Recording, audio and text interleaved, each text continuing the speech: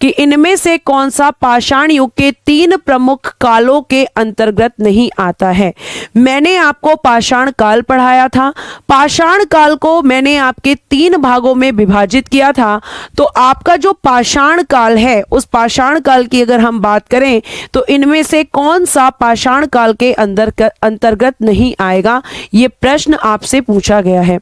पाषाण काल को डिवाइड करा था मैंने और साथ साथ सारे के मैंने आपको चीजें बताई थी कि कौन कौन सी चीजें उस समय पर हुई हैं। तो प्लीज आप जो है जल्दी से एक बार बताएंगे आंसर। आना शुरू हो गया है ताम्र पाषाण काल।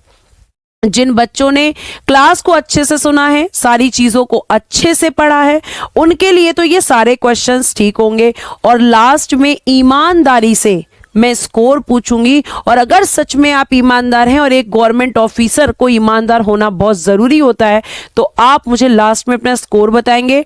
टाइम बचेगा तो थोड़े से बौद्ध धर्म से संबंधित कुछ तथ्य, कुछ फैक्ट लिखवाऊंगी, वो आपका टाइम बचने के बाद की बात है। तो बिल्कुल जिन बच्चों ने आंसर किया है ताम्र पाषाण काल, उन बच्चों का इस प्रश्न का उत्तर बिल्कुल सही है। सी इस प्रश्न का उत्तर होगा, ताम्र पाषाण काल। ठीक है, ये आपको ध्यान रखना है कि ये इसमें शामिल नहीं होता है। एक्चुअली ताम्र पाषाण काल की शुरुआत नव पाषाण काल के बाद होती है, ये आपको ध्यान रखना है। ताम्र पाषाण काल में किसका प्रयोग किया गया था, किसका यूज किया गया था, तो आप सभी को ध्यान रखना है कि यूज किया गया था तांबे का।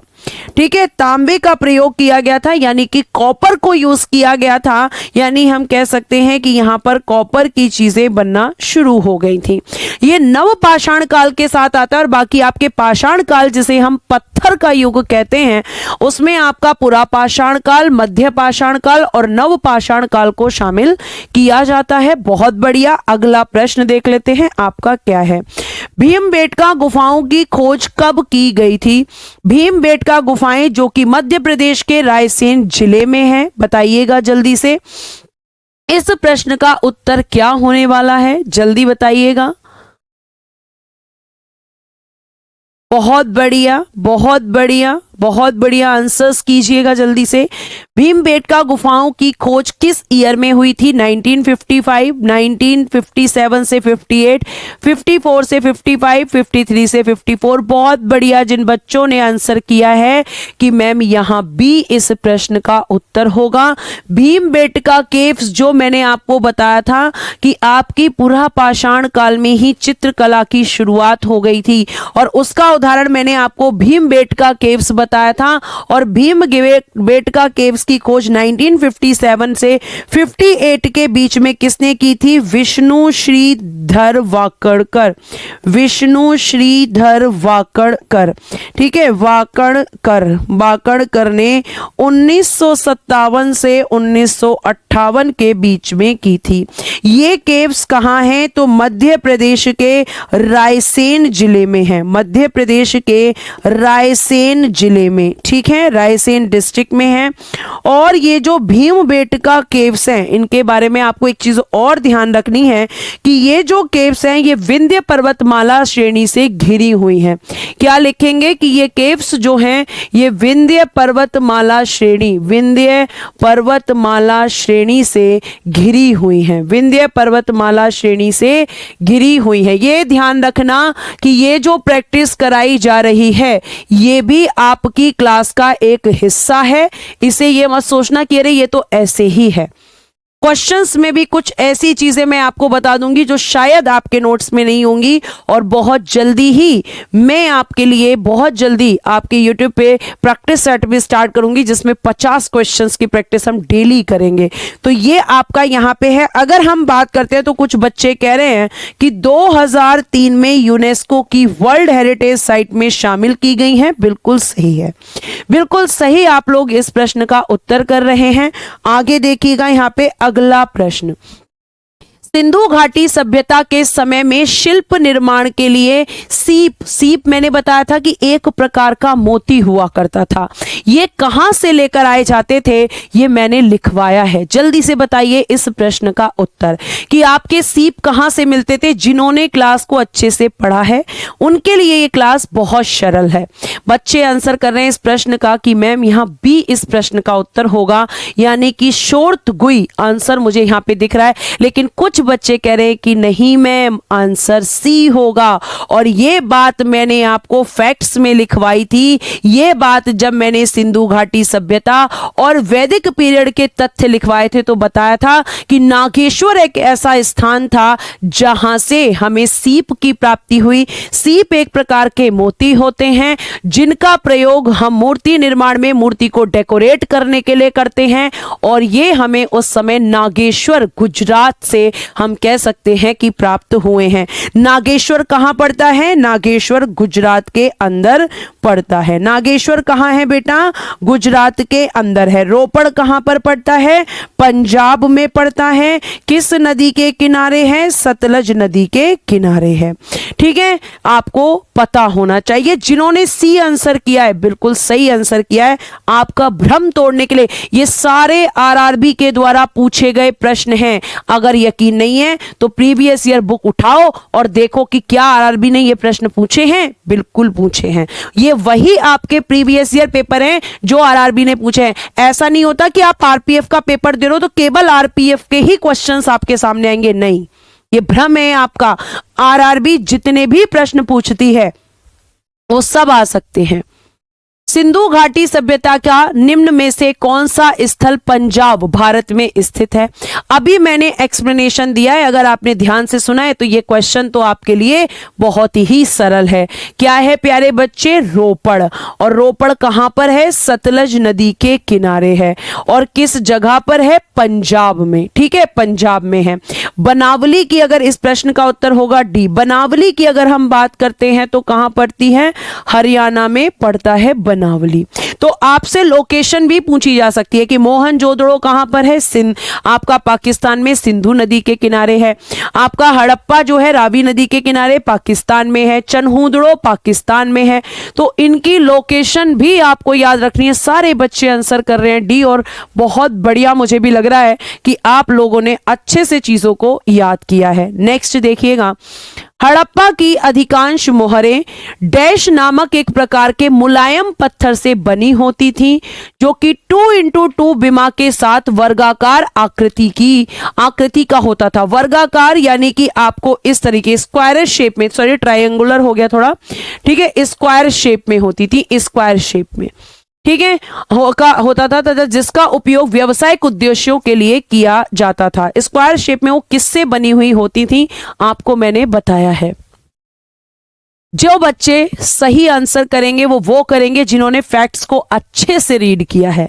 बहुत बढ़िया आंसर आ रहा है मैम, सी स्टिएट टाइट। और इसी को क्या कहा जाता है? इसी को आपने बताया था कि सेल खड़ी भी कहा जाता है। और ये मोहरें एक सेल खड़ी जो कि एक नरम पत्थर हुआ करता था उससे बनती थी। मैंने लिखवाया था कि स्टिएटाइट या सेल खड़ी, आपके फैक्ट्स में जाकर आज चेक करना कि मैम आपने ये चीज लिखवाई थी या नहीं लिखवाई थी। तो जिन बच्चों ने वो पढ़े हैं उन सभी के प्रश्न अच्छे और ईमानदारी से सारे बच्चे अपना स्कोर मुझे एंड में बताएंगे। गिनते जाना कि आपका कितना स्कोर हुआ है। 25 क्वेश्चन हैं, बताइए नेक्स्ट। धोलावीरा डैश राज्य में स्थित है? धोलावीरा डैश राज्य में स्थित है, बताइएगा धोलावीरा कहां पर स्थित है? धोलावीरा डैश राज्य में स्थित है, प्लीज बताइएगा कि धोलावीरा कहां पर स्थित है। बहुत बढ़िया, धोलावीरा का आंसर आना शुरू हो जाएगा। आप देखते हैं, उम्मीद यही है आप लोगों से कि आप प्रश्न का उत्तर सही करेंगे। बहुत बढ़िया, ए होगा मैम। बहुत बढ़िया प्यारे प्यारे बच्चों, वेरी गुड। गुजरात इस प्रश्न का उत्तर होगा ए। ठीक है, गुजरात में है। अच्छा, राजस्थान में भी कोई स्थल था? बिल्कुल था, कालीबंगा राजस्थान में है जहां से हमें काले कांच की चूड़ियां मिली हैं। जहां से हमें क्या मिला है, हमें यहां से अग्निकुंड मिले हैं। साथ साथ मैंने आपको बताया था लोथल, ये भी कहां पर है, गुजरात के अंदर। लोथल क्या है, बंदरगाह है, क्योंकि यहां से सबसे ज्यादा व्यापार होता था, इसीलिए लोथल को सिंधु घाटी सभ्यता का, लोथल को सिंधु घाटी सभ्यता का मैनचेस्टर कहते हैं। सिंधु घाटी सभ्यता का इसको क्या कहा जाता है, मैनचेस्टर। एक बच्चे ने इस प्रश्न को कल मुझसे पूछा था, मैंने उसे भी जवाब दे दिया था, लेकिन आपको ये सोचने वाली चीज है कि जिस समय मैंने समझाया था उसी समय मैंने ये बताया था कि जो लोथल है उसे सिंधु घाटी सभ्यता का मैनचेस्टर कहते हैं, क्योंकि ये सबसे बड़ा बंदरगाह था और सबसे ज्यादा व्यापार यहीं से होता था, तो इसी को कहा जाता है आपके लोथल को। ठीक है, लोथल को ही कहा जाता है। अगला प्रश्न, सिंधु घाटी सभ्यता के किस शहर का शाब्दिक अर्थ मृतकों का टीला है? किस सभ्यता मतलब किस शहर का शाब्दिक अर्थ मृतकों का टीला है? बताइएगा इस प्रश्न का उत्तर। टीले का मतलब होता है मृतकों के टीले का कि जब उस पे मिट्टी की कई सारी परतें चढ़ जाती हैं तो उसको हम कहते हैं। तो बताइए कि मोहन जो आपका सिंधु घाटी सभ्यता के किस शब्द का शाब्दिक अर्थ मृतकों का टीला? वेरी गुड प्यारे बच्चे, मोहनजोदड़ो। और मोहनजोदड़ो के बारे में मैंने ये भी बताया था कि ये आपका सिंधु या हड़प्पा, सिंधु कहें या हड़प्पा कहें, सिंधु या हड़प्पा सभ्यता का सबसे बड़ा स्थल, सभ्यता का सबसे बड़ा स्थल यही था, सबसे बड़ा स्थल इसी को माना जाता है। ठीक है, सिंधु सभ्यता या हड़प्पा सभ्यता हम कहते हैं क्योंकि हड़प्पा नामक स्थल की खोज यहां सबसे पहले हुई थी।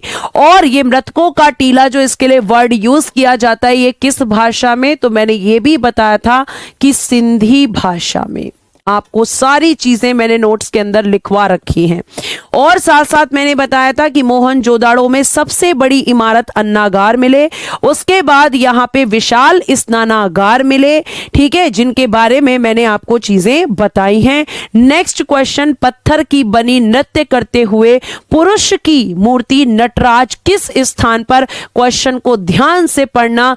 पत्थर की बनी नृत्य करते हुए पुरुष की मूर्ति पत्थर से बनी हुई पूछी जा रही है, क्वेश्चन को ध्यान से पढ़ना। ठीक है, बहुत बढ़िया। कहां पर मिली है बताइए जल्दी से इस प्रश्न का उत्तर। बहुत बढ़िया, आंसर आना शुरू होना चाहिए जल्दी से। क्वेश्चन नंबर डाल के आंसर करो। अच्छा, 8 का आंसर आ रहा है कि मैम सी होगा। बहुत बढ़िया प्यारे बच्चों, पत्थर की कहां से मिली है? हड़प्पा से मिली है, हड़प्पा से मिली है। पत्थर की कहां से मिली है? हड़प्पा से मिली है। बहुत बढ़िया। अगर मैं आपसे पूछूं कि कांसे की नर्तकी की मूर्ति, कांसे की नर्तकी की मूर्ति, और ये डांस करती हुई एक गर्ल है, कांसे की नर्तकी की मूर्ति, ये गर्ल की मूर्ति है, ये हमें मिली है मोहनजोदाड़ो से। ध्यान रखिएगा, बच्चे इसमें कंफ्यूज हो जाते हैं। हड़प्पा से जो मूर्ति मिली है वो पत्थर की है और मोहनजोदाड़ो से जो मूर्ति मिली है वो कांसे की मूर्ति है, ब्रोंज जिसको हम कहते हैं। कांसा किसको कहा जाता है? कांसा कहा जाता है ब्रोंज को। ब्रोंज, ब्रोंज किससे मिलकर बनता है? तांबा प्लस टिन, तांबा प्लस टिन यानी कि कॉपर प्लस टिन से मिलकर हमारा ब्रोंज बनता है। ये आपको ध्यान रखना है। तो आंसर क्या हो जाएगा? सी। रंगपुर, यहां से हमें क्या मिली है? धान की भूसी के साक्ष्य मिले हैं जो कि गुजरात के अंदर है। बच्चों ने कई बार पूछा है रंगपुर कहां है? गुजरात में है। मैंने भी कई बार आपको यही बताया है। ठीक है, अगला प्रश्न देखिएगा आराम से। सिंधु सभ्यता के इनमें से किन स्थलों में जलाशयों के साक्ष्य मिले हैं? अगर आपने लेक्चर को ध्यान से सुना है, मैंने आपको बताया था कि आपकी जो जलाशय, जो आपके यहाँ पे कह सकते हैं कि आपके कह सकते हैं कि पानी की व्यवस्था के लिए सबसे ज्यादा किस जगह को जाना जाता था? तो आप मुझे बताइए कि यहाँ पे क्या आंसर होगा। कहाँ पे हमने पानी के बारे में सबसे, कि वहां पे पानी की व्यवस्था बहुत अच्छी थी, लोग जो हैं जलाशयों के साक्ष्य वहां से मिलते हैं। क्वेश्चन नंबर 9 का आंसर मैम बी होगा। वेरी गुड प्यारे प्यारे बच्चों, बिल्कुल। धोलाबीरा जो कि गुजरात के अंदर स्थित है, लोथल ये भी गुजरात में स्थित है, कालीबंगा राजस्थान के अंदर स्थित है। को अगर हम धोलावीरा की बात करें तो यहां से हमें बड़े बड़े जलाशयों के साक्ष्य मिलते हैं आपके धोलावीरा से। 9th क्वेश्चन का आंसर बी है। और यहां धोलावीरा के जो लोग थे, यहां के जो लोग थे, ये जल संचय यानी कि पानी का कैसे पानी को इकट्ठा करना है, ये जल संचय से परिचित थे। तो आपके ये चीजें कहां से मिलती हैं? प्लेस का नाम है धोलावीरा। वेरी गुड, जो कि गुजरात के अंदर स्थित है। नेक्स्ट, सिंधु घाटी सभ्यता की सबसे महत्वपूर्ण विशेषता क्या थी? What was the most important feature of the Indus valley civilisation? Question number 10। ठीक है, चलिए देखते हैं आज कंपटीशन में कौन फर्स्ट आएगा, बताइएगा। बहुत बढ़िया, बहुत बढ़िया। 10th क्वेश्चन का आंसर आना शुरू हो जाना चाहिए अब कि यहां पे क्या आंसर है। बहुत बढ़िया, बताइएगा बेटा। बहुत बढ़िया, बहुत सही आंसर आना शुरू हो गया है।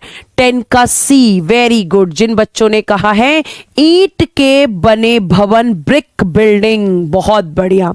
मतलब मैंने आपको बताया था कि सिंधु घाटी सभ्यता एक शहरी सभ्यता थी और यहां पर ईंट से भवन बनाए गए थे। और अगर हम यहां के ईंट को कहते हैं ब्रिक। अगर हम ईंट की बात करते हैं तो यहां की जो ईंट थी उसके बारे में आप ध्यान रखना कि एक निश्चित अनुपात में थी।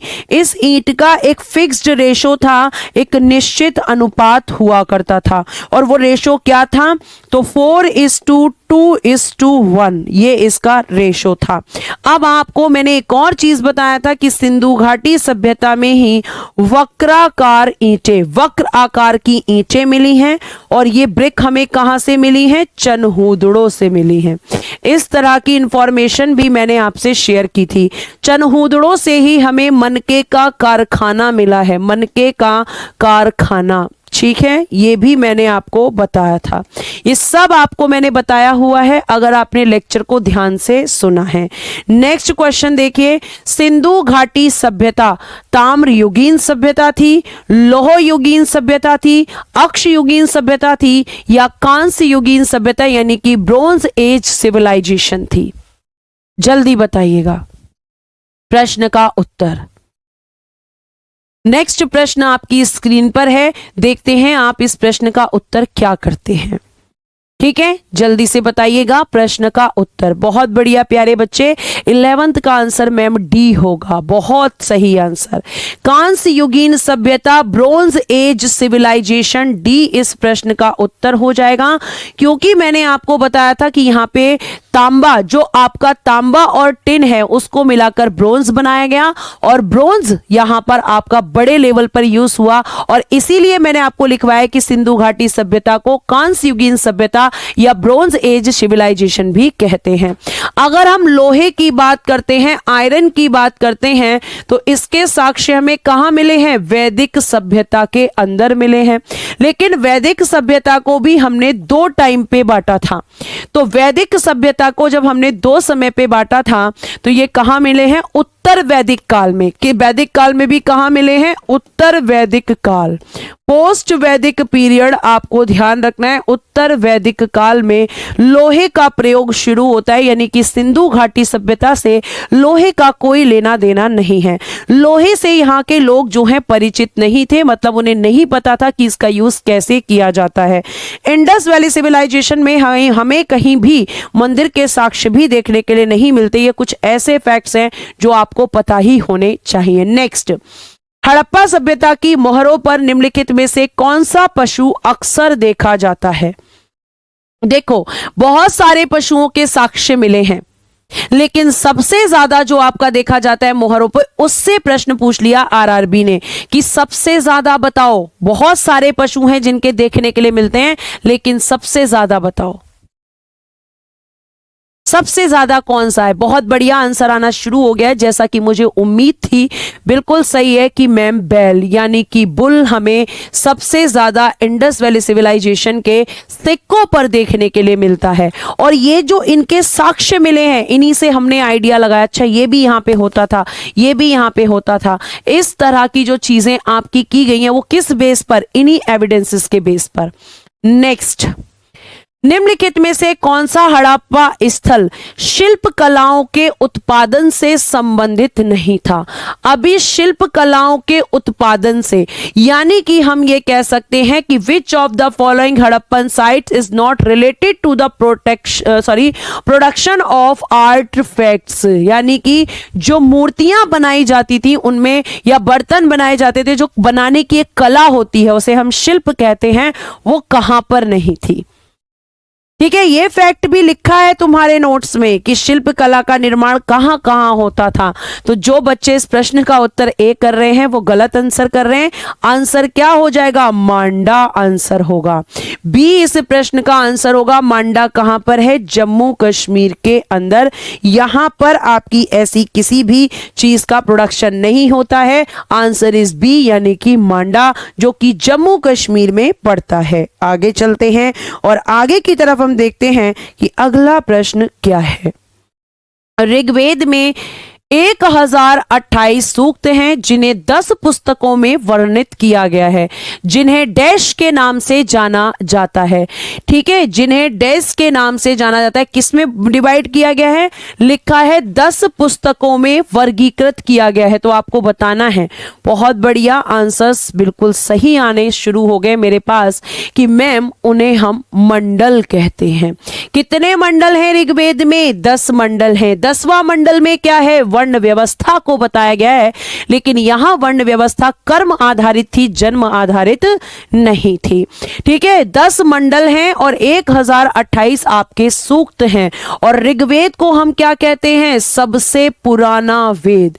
ये एक ऐसा वेद है, सबसे पुराना इसको कहा जाता है, जिसका निर्माण कार्य जो है शुरू हो गया था पूर्व वैदिक काल में, लेकिन उत्तर वैदिक काल तक इसका निर्माण कार्य जो है समाप्त हुआ। ऐसा कहा जाता है कि आप इसके बारे में ध्यान रखिएगा।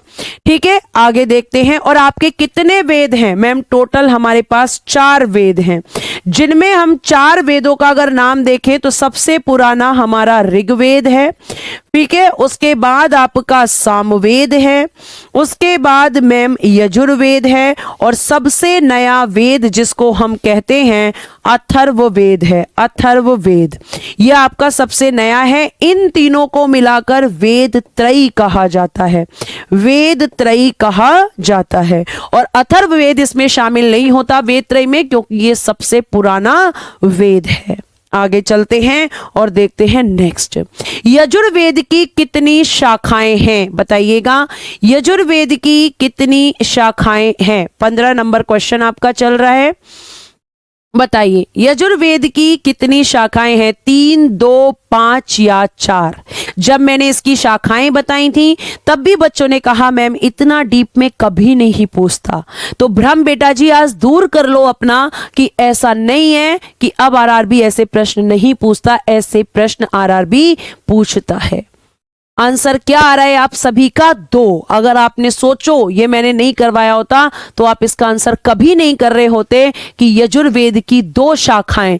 यजुर्वेद जिसका संबंध किससे है? यज्ञ के, यज्ञ प्लस कर्म कांडों, यानी कि यज्ञ के समय कौन कौन से कर्म कांड किए जाते हैं और साथ साथ पशु बलि, इन दोनों से इसका संबंध है। पशु बलि का वर्णन भी इसमें किया गया है यजुर्वेद के अंदर, और इसकी 2 शाखाएं हैं, जिसमें से एक शाखा को हम कृष्ण यजुर्वेद और दूसरी शाखा को हम शुक्ल यजुर्वेद के नाम से जानते हैं। ये 2 शाखाएं होती हैं, कृष्ण यजुर्वेद और शुक्ल यजुर्वेद आपके यजुर्वेद की, जो कि आपके कर्मकांडों और पशु बलि दोनों से संबंधित वेद है। इसमें यज्ञ के प्रतिष्ठानों के बारे में चर्चा की गई है। अगला प्रश्न थोड़ा ध्यान से पढ़ना, ध्यान से। ठीक है, इसमें पुरुषार्थ पूछा गया है कि इनमें से कौन सा पुरुषार्थ नहीं है। मैंने आपको पुरुषार्थों की संख्या बताई थी और बताया था कि इन्हीं पुरुषार्थों के इन्हीं पुरुषार्थों के आधार पर मनुष्य के जीवन को 4 आश्रमों में विभाजित किया गया है। तो इनमें से कौन सा पुरुषार्थ नहीं है? आंसर आना शुरू हो चुका है कि मैम बहुत बढ़िया, 16 का आंसर आ रहा है कि मैम बी नहीं होगा। बिल्कुल सही है। मैंने आपको बताया था कि जो पुरुषार्थ हैं ठीक है, पुरुषार्थ। इनका आपको मैंने बताया था कि संख्या है 4। अब बेटा इसमें काम दे रखा है, मोक्ष दे रखा है, अर्थ दे रखा है, तो कौन सा नहीं है? तो धर्म, अर्थ, काम और मोक्ष 4 होते हैं मैम। धर्म इसमें नहीं है। धर्म होता है, अर्थ होता है, काम होता है और मोक्ष होता है। और इन्हीं पुरुषार्थों के आधार पर मैम मनुष्य के जीवन में 4 आश्रम होते हैं, जो कि आपने हमें बताए भी हैं। अगला प्रश्न आपकी स्क्रीन पर, निम्नलिखित में से कौन सा ग्रंथ वैदिक साहित्य का हिस्सा नहीं है? किसको मिलाकर वैदिक साहित्य कहा जाता है? इनमें से एक ऐसी चीज है जो इस वैदिक लिटरेचर का पार्ट नहीं है, वो कौन सा है? कॉमन सेंस का क्वेश्चन है, ध्यान से करना। क्वेश्चन नंबर 17 बताइए जल्दी से, ध्यान से करना प्यारे बच्चे। बहुत बढ़िया, आंसर आना शुरू हो जाना चाहिए, जिसका आंसर है 17 का बच्चे कह रहे हैं मैम सी। Very good. आपके पिटक किससे संबंधित हैं? पिटक तो मैम बौद्ध धर्म से संबंधित हैं, जिसमें आपने त्रिपिटक बताए थे, जिसमें आपने बताया था अभिधम्म पिटक, विनय पिटक और सुत्त पिटक। पिटकों का यहाँ कोई लेना देना नहीं है, तो आंसर सीधा क्या होगा? सी। आपके ब्राह्मण, आरण्यक और उपनिषद को मिलाकर क्या बोला जाता है? वैदिक साहित्य बोला जाता है। यानी कि आपका ब्राह्मण, आरण्यक, उपनिषद मिलाकर हम क्या कह सकते हैं कि ये तीनों वैदिक साहित्य का हिस्सा हैं। अगला प्रश्न, हिंदू धर्म में इनमें से किस देवता को सृजनकर्ता माना जाता है? बच्चे का यहां भी ऑब्जेक्शन कि ऐसे प्रश्न आरआरबी नहीं पूछता। ये भी आपने ऑब्जेक्ट किया था कि इस तरह के प्रश्न, मैंने यही बोला हमेशा कि आपका कंटेंट आपके प्रीवियस ईयर पेपर्स को ध्यान में रखकर आपको दिया जा रहा है। आज आपको मैंने ये सिर्फ मुझे ये भी प्रूफ करना था कि जो ये ज्ञानी बच्चे हैं उनको मैं थोड़ा सा समझा सकूं कि बेटा ज्ञान थोड़ा बहुत टीचर के पास भी है। बहुत बढ़िया, आंसर आना शुरू हो गया है। ब्रह्मा। ब्रह्मा को हमने क्या कहा कि जिन्होंने सृष्टि की रचना की है, जिन्होंने यहां पर चीजों को बनाया है। उसके बाद मैंने आपको बताया था विष्णु। विष्णु भगवान के बारे में हमने जो बोला था कि ये आपके संचालन करता है, यानी कि जो सृष्टि को चलाते हैं। और एक मैंने बताया था महेश, या फिर आप इनको कह सकते हैं भगवान शिव। और इन्हें क्या बताया था? इन्हें सृष्टि विनाशक बताया था कि ये सृष्टि का विनाश कभी भी कर सकते हैं। ये 3 मैंने आपको बताए थे, देख लीजिए, प्रूफ के 7 क्वेश्चंस आपके पास हैं। और मुझे यह भी याद है कि आपने कहां कहां विरोध किया है चीजों का। आगे देखिए, प्रारंभिक हिंदू दर्शन में जीवन के कितने चरण निर्धारित किए गए हैं? प्रारंभिक हिंदू दर्शन में जीवन के कितने चरण निर्धारित किए गए थे? 19 का आंसर बताइए। बच्चा कह रहा है कि 16 का आंसर बी होगा, तो बेटा मैंने बी ही बताया है, बी ही मैंने उसका आंसर बताया 16 का। मैंने कौन सा कुछ अलग बताया है? बहुत बढ़िया, 19 का आंसर करना शुरू कीजिए प्यारे बच्चे। आई होप आपको चीजें अच्छी लग रही होंगी, थोड़ा बहुत कॉन्फिडेंस भी जनरेट हो रहा होगा आप में। बहुत बढ़िया, आंसर आना शुरू हो गया है मैम सी, यानी कि 4। बिल्कुल सही है। मैंने आपको बताया है कि सबसे पहले मनुष्य के जीवन में ब्रह्मचर्य, ठीक है, कौन सा आश्रम होता है? ब्रह्मचर्य होता है, जो कि मैम 0 वर्ष से 25 वर्ष तक चलता है। फिर व्यक्ति गृहस्थ आश्रम में प्रवेश करता है, जो कि 25 से 50 होता है। फिर उसका वानप्रस्थ आश्रम आता है, वानप्रस्थ, जिसमें आपका 50 से 75 रहता है। और फिर प्यारे बच्चे वो सन्यास में पहुंच जाता है, यानी कि 75 से 100 वर्ष तक वो जीवित रहता है। और ये चारों आश्रम व्यक्ति के पुरुषार्थ पर ही निर्धारित किए गए थे। तो इसका आंसर है प्यारे प्यारे बच्चों, answer is C. Next, Bharat का राष्ट्रीय आदर्श वाक्य सत्यमेव जयते, अर्थात सत्य की हमेशा विजय होती है, किस प्राचीन भारतीय शास्त्र से उद्धृत एक मंत्र है? बताइएगा, किस प्राचीन भारतीय शास्त्र से उद्धत एक मंत्र है। बताइएगा प्रश्न का उत्तर किससे लिया है। Question number 20। बहुत बढ़िया, आंसर्स कीजिए प्यारे प्यारे बच्चों। बहुत सही आंसर आ रहा है ऋग्वेद। कुछ बच्चों का आंसर आ रहा है बी, कुछ बच्चों का आंसर ए आया है, लेकिन ज्यादातर बच्चों का बिल्कुल सही है मुंडको उपनिषद। मुंडको उपनिषद, जिसका अर्थ आपको मैं बता दूं यहां से लिया गया है सत्यमेव जयते, जिसका अर्थ होता है कि हमेशा सत्य की जय, सत्य की विजय होती है। और ये सत्यमेव जयते हमारे नेशनल एम्बलम पर देवनागरी भाषा में लिखा हुआ है। ठीक है, नेक्स्ट क्वेश्चन देखते हैं, क्वेश्चन नंबर 21। नेक्स्ट देखिएगा, धनुर्वेद यजुर्वेद का उपवेद है, इसका संबंध निम्न में से किससे है। ये थोड़ा हट के क्वेश्चन है। ये तो मैंने बताया है कि यजुर्वेद का उपवेद क्या है, लेकिन धनुर्वेद का अर्थ यहां पे मतलब धनुर्वेद में क्या सिखाया जाता है। अगर आप इसको ठीक से पढ़ेंगे धनुर्वेद, तो धनुर्वेद से कुछ बाहर निकल कर आ रहा है। अगर आप ठीक से देखेंगे, ठीक से क्वेश्चन को पढ़ेंगे तो आंसर करना टफ नहीं है। क्वेश्चन नंबर 21 देखते हैं आप क्या कर पाते हैं। बहुत बढ़िया विपिन, बिल्कुल सही किया है आपने, आंसर किया है आपने यहां पर डी। बहुत बढ़िया, कुछ ही बच्चों ने डी आंसर किया है कि युद्ध कौशल से है। वेरी गुड प्यारे बच्चे, यानी कि धनुर से क्या बन रहा है, धनुष बन रहा है। धनुष चलाने की कला, धनुष चलाने की कला प्यारे बच्चे यहां पर सीखी गई थी। धनुष चलाने की कला इस धनुर्वेद के अंदर सिखाई जाती है, यानी कि युद्ध कौशल से यह संबंधित है। इस प्रश्न को अपने नोट्स में शामिल कर लेना। नेक्स्ट, मुंडक उपनिषद किससे संबंधित है। अब देखो, मुंडको उपनिषद जो कि आपका सत्यमेव जयते, ठीक है, लेकिन ये किस वेद से संबंधित है, इस तरह का प्रश्न भी पूछा जाता है। क्वेश्चन नंबर 22, क्वेश्चन नंबर 22,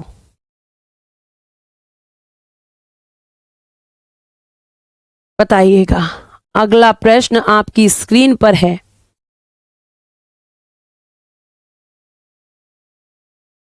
बहुत बढ़िया, बहुत बढ़िया, आंसर आना शुरू हो गया है मैम, बी अथर्ववेद, बिल्कुल सही है। अथर्ववेद मैम, अथर्ववेद इसका आंसर होगा। अथर्ववेद सबसे नया वेद बताया था, सबसे नया वेद आपका अथर्ववेद है।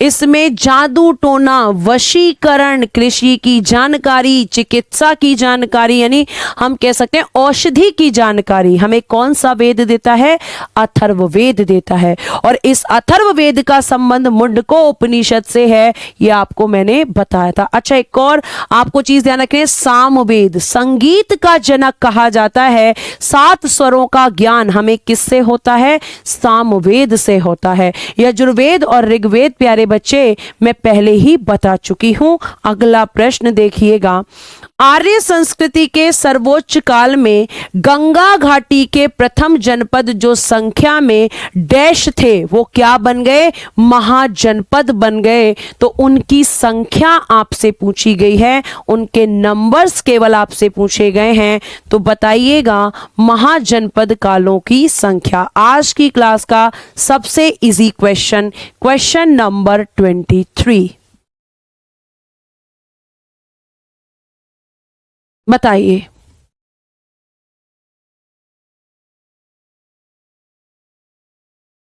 बहुत सही, जो बच्चे कह रहे हैं आंसर इज ए, यानी कि 16। और ये 16 की जानकारी कहां कहां से मिल रही है, तो आपको ध्यान रखना है भगवती सूत्र जो कि एक जैन ग्रंथ है, और दूसरा अंगुत्तर निकाय जो कि एक बौद्ध ग्रंथ है। और आपको मैंने बताया था कि पाणिनि के अष्टाध्याय जो कि पाणिनि ने लिखी है, उसके अनुसार इनकी संख्या 22 मानी गई, लेकिन क्योंकि 2 जगह 16 बताए गए तो संख्या कितनी मान्यता दी गई, 16 ही मान्यता प्यारे बच्चों दी गई। ठीक है, आगे देखिएगा और अगला प्रश्न का उत्तर बताइए। बुद्ध को निम्न में से किस स्थान पर ज्ञान प्राप्त हुआ था। बुद्ध को निम्न में से किस स्थान पर ज्ञान प्राप्त हुआ था? बताओ। बुद्ध को निम्न में से किन स्थान पर ज्ञान प्राप्त हुआ था? Question number 24। वेरी गुड प्यारे बच्चे, बहुत खुशी हो रही है मुझे भी, तुम्हें नहीं हो रही होगी, इससे ज्यादा खुशी मुझे हो रही है। ठीक है, कहाँ हुआ था? बहुत सही, बोध गया में हुआ था। और बोध गया कहाँ पर थी? निरंजना नदी के किनारे, बोध गया पर पीपल वृक्ष के नीचे गौतम बुद्ध को ज्ञान की प्राप्ति हुई। और जब ज्ञान की प्राप्ति हुई तो क्या देने चले गए? प्रथम उपदेश। कहाँ दिया प्यारे बच्चों? सारनाथ में। और इस प्रथम उपदेश को क्या कहा जाता है? धर्म चक्र प्रवर्तन कहा जाता है। धर्म चक्र प्रवर्तन इस घटना को कहा जाता है। लुम्बिनी में क्या हुआ था? इनका जन्म हुआ था। जन्म किस पेड़ के नीचे? साल वृक्ष के नीचे। आरआरबी ने यह प्रश्न पूछा है कि गौतम बुद्ध का जन्म किस पेड़ के नीचे हुआ था? तो साल वृक्ष के नीचे हुआ था। कुशीनगर में क्या हुआ था? इनकी मृत्यु हुई थी। जन्म, मृत्यु, ठीक है, ये सब आपको ध्यान रखना है कि इनके स्थानों का नाम क्या है। लुम्बिनी में जन्म। सबसे अधिक उपदेश बताया था मैंने प्यारे बच्चे, सबसे अधिक उपदेश कहाँ दिए थे? तो सबसे अधिक उपदेश इन्होंने दे दिए श्रावस्ती के अंदर। श्रावस्ती। ठीक है, आगे चल सकते हैं। नेक्स्ट, विनय और सुत्त पिटक इनमें से किसकी शिक्षाओं का संकलन है? आपको मैंने बताया था कि 3 पिटक है, विनय पिटक, सुत्त पिटक, अभिधम्म पिटक। तो इनमें से आपका जो ये है, आपके ये किससे संबंधित हैं?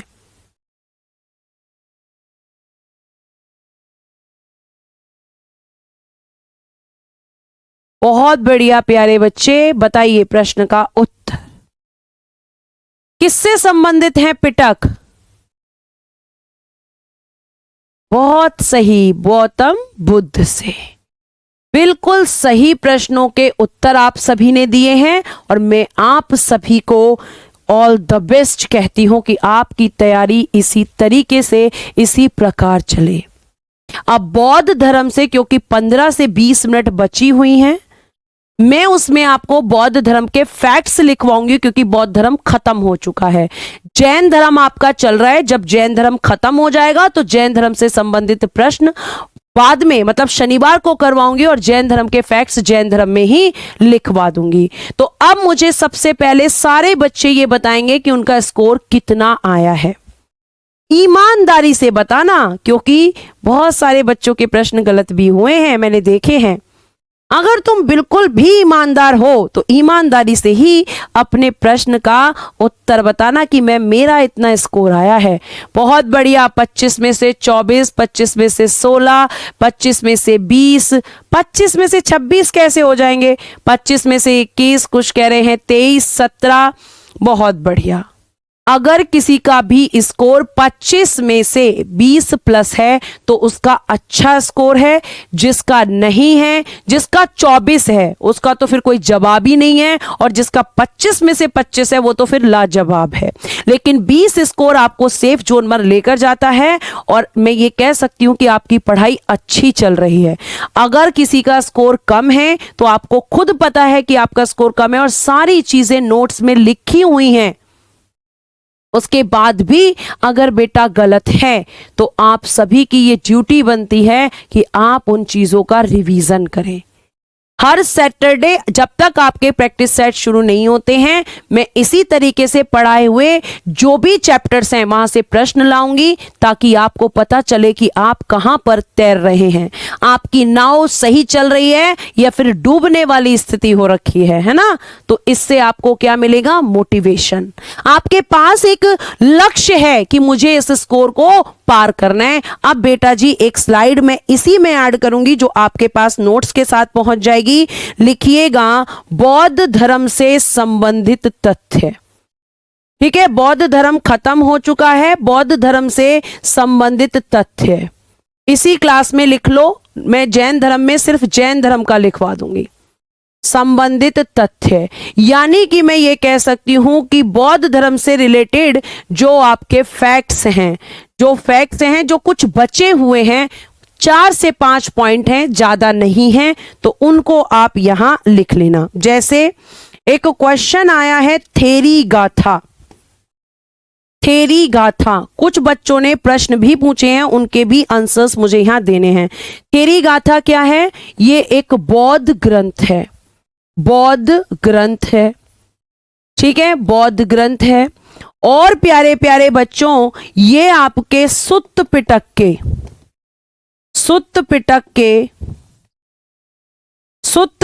के खुद्दक निकाय का हिस्सा है। खुद्दक निकाय का हिस्सा यानी कि पार्ट है। यानी हम ये कह सकते हैं कि थेरी गाथा जो कि बौद्ध रिलीजन से रिलेटेड है और ये खुद्दक निकाय का हिस्सा है। खुद्दक निकाय किसका हिस्सा है? सुत्त पिटक का। ठीक, आगे देखिए, नेक्स्ट देखिएगा। एक बच्चे ने प्रश्न पूछा है कि आपने अभिधम्म पिटक नहीं बताया कि इसमें क्या दिया गया है। तो अभिधम्म पिटक दार्शनिक मामलों से संबंधित है। दार्शनिक मामलों से संबंधित है। दार्शनिक मामलों से संबंधित है। ठीक है, अभिधम्म पिटक दार्शनिक मामलों से संबंधित है। नेक्स्ट लिखिएगा, आगे हम बात करते हैं। एक प्रश्न पूछते हैं कि एक वर्ड है बौद्ध मठ। बौद्ध मठ या फिर हम कह सकते हैं कि बौद्ध विहार, और एक वर्ड है चैत्य। इन दोनों में अंतर क्या होता है? तो चैत्य किस स्थान को कहते हैं और बौद्ध मठ किस स्थान को कहते हैं? तो आपको ध्यान रखना है, पूजा के लिए निर्मित गुफाएं, पूजा के लिए निर्मित गुफाओं को, पूजा के लिए निर्मित गुफाएं क्या कहलाती हैं? चैत्य कहलाती हैं। और प्यारे बच्चे, बिहार किसे कहते हैं? जहां बौद्ध भिक्षु निवास करते हैं। ठीक है, जहां पर बौद्ध भिक्षु निवास करते हैं उस जगह को क्या कहते हैं? बिहार कहते हैं। लिख दीजिएगा, लिखेंगे जहां बौद्ध भिक्षु निवास करते हैं। जहां बौद्ध भिक्षु निवास करते हैं, बौद्ध भिक्षु निवास करते हैं, उस जगह को हम क्या कहते हैं? तो मैम उस जगह को हम बिहार कहते हैं। जहां पर उनकी रहने की जगह होती है वहीं भगवान बुद्ध की मूर्ति होती है, और जहां पर केवल पूजा की जाती है उन्हें चैत्य कहते हैं। चैत्य गुफाएं, ये आपको ध्यान रखना है। लिविंग, बिल्कुल लिविंग एरिया, अगर मैं इसको इंग्लिश में लिखवाऊं तो लिविंग एरिया को हम बिहार कहते हैं।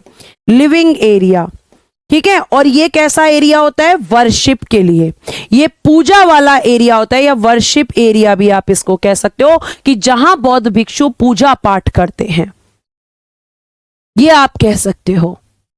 ठीक है, आगे देखिएगा। नेक्स्ट अगर हम बात करते हैं तो एक प्रश्न और पूछा जाता है। एक बच्चे ने बार बार मुझसे यह प्रश्न पूछा है कि बोधिसत्व की अवधारणा, बोधिसत्व की अवधारणा, लिखिएगा, अवधारणा का संबंध महायान शाखा से है। महायान शाखा से है।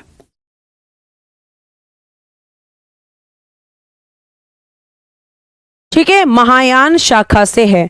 तो Bodhisattva related to Mahayana branch लिख सकते हैं। Bodhisattva related to Mahayana branch of बौद्ध धर्म, ऑफ बौद्ध धर्म, ये आपका है। ठीक है, आगे देखिएगा। बेटा आपकी इस बात पे मैंने विचार कर लिया है। पीडीएफ में आपको ऐसा करती हूँ, एंशिएंट हिस्ट्री के एक साथ डलवा देती हूँ एक जगह, ताकि आप उनको पढ़ लें। क्यों रो रहे हैं भाई आप लोग? रोना नहीं है, जिनका स्कोर कम है उनको अपना स्कोर बढ़ाना है। रोना नहीं है, रोना कमजोरी को दिखाता है। और मेरे स्टूडेंट्स कमजोर नहीं हैं, वो बहुत इंटेलिजेंट हैं। आप लोग कमजोर नहीं है प्यारे बच्चे। अगर आपका 20 से कम स्कोर है तो आज से आपका एक मिशन है कि अगली क्लास में मैं 25 लेकर आऊंगा। रोना नहीं है बिल्कुल भी। आगे देखिए, सारे प्रश्नों के उत्तर दे रही हूं, ध्यान से सुनो, स्तूप का ही बता रही हूं। देखो, स्तूपों का निर्माण, स्तूपों का निर्माण, ठीक है, पवित्र स्मृति चिन्ह रखने के लिए, पवित्र स्मृति चिन्ह, पवित्र स्मृति चिन्ह रखने के लिए,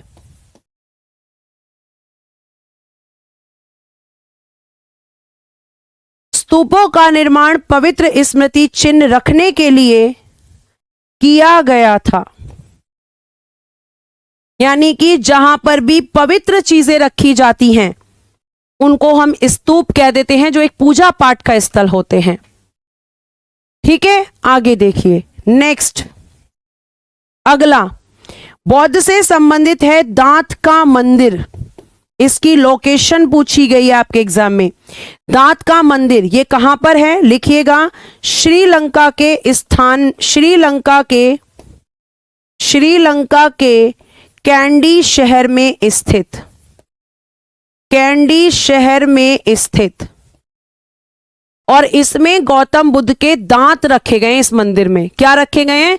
गौतम बुद्ध के दांत इस मंदिर में रखे गए, इसीलिए इसे दांत का मंदिर कहते हैं। और आपका एक और मंदिर पूछा गया है, बोरोबुडू मंदिर, बोरोबुडू मंदिर। यह भी आपका बौद्ध धर्म से संबंधित है। इंडोनेशिया के जावा प्रांत में स्थित, इंडोनेशिया के जावा प्रांत में स्थित, जावा प्रांत में स्थित, लोकेटेड इन इंडोनेशिया। ठीक है, इंडोनेशिया के जावा प्रांत में स्थित है ये। और जावा प्रांत में जब ये स्थित है तो मैं आपको ये बता दूं कि इसका निर्माण कब हुआ था।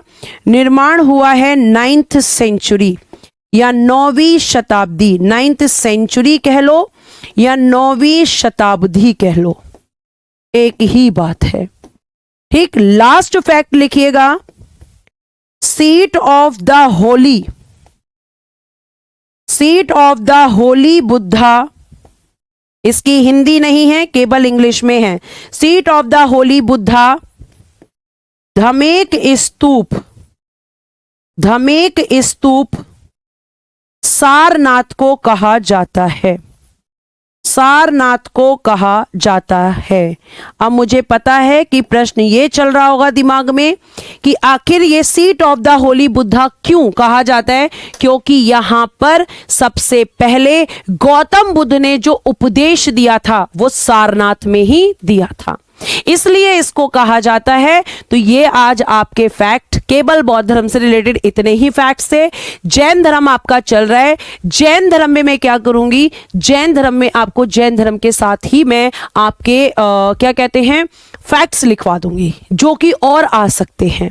ठीक है, तो ये आपके सारे प्रश्न थे। क्वेश्चन आपको पीडीएफ मिल जाएगी, इसमें टोटल 25 क्वेश्चन हैं।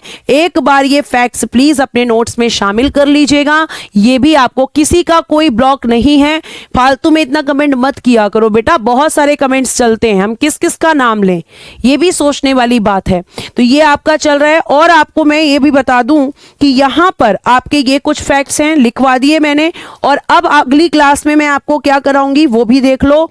तो जैन धर्म, जैन धर्म जो आपका बाकी बचा हुआ है वो, और जैन धर्म से संबंधित जो आपके तथ्य हैं वो भी। ठीक है, बिना रिवीजन के 25 में से 23 राइट है। बहुत अच्छी बात है, बहुत बढ़िया बात है। Seat of the holy Buddha बेटा कहते हैं जब गौतम बुद्ध ने अपना पहला उपदेश दिया वो कहां दिया? सारनाथ के अंदर। तो सारनाथ को ही, सारनाथ वाली जो जगह है उसको धमेक स्तूप में seat of the holy Buddha कह दिया गया था और यह प्रश्न आरआरबी ने पूछा है। उसके अलावा एक प्रश्न जो बार बार बच्चे ने कमेंट किया था कि बोधिसत्व की अवधारणा का संबंध किस शाखा से है? तो महायान शाखा से है। कई बार, अगली बार से 40 क्वेश्चन लेकर आया करो। जी बिल्कुल, अगली बार से 40 क्वेश्चन लेके आएंगे, ठीक है, लेकिन 40 एक घंटे में हो नहीं पाएंगे। चलो, आज दुख हो गया होगा कि थोड़ा पढ़ना भी पड़ गया, काश क्वेश्चन ही होते। अरे 2 ही पेज तो लिखवाए हैं। चलो, आज के लिए फिर हम इतना ही रखते हैं। बाकी की चीजें हम अगली क्लास में जैन धर्म में करेंगे और जैन धर्म से संबंधित तथ्यों को लिखते हुए फिर आगे की तरफ चलेंगे और हम शुरू करेंगे अपना आगे की चीजें। आज के लिए धन्यवाद, bye bye, take care and good day everyone.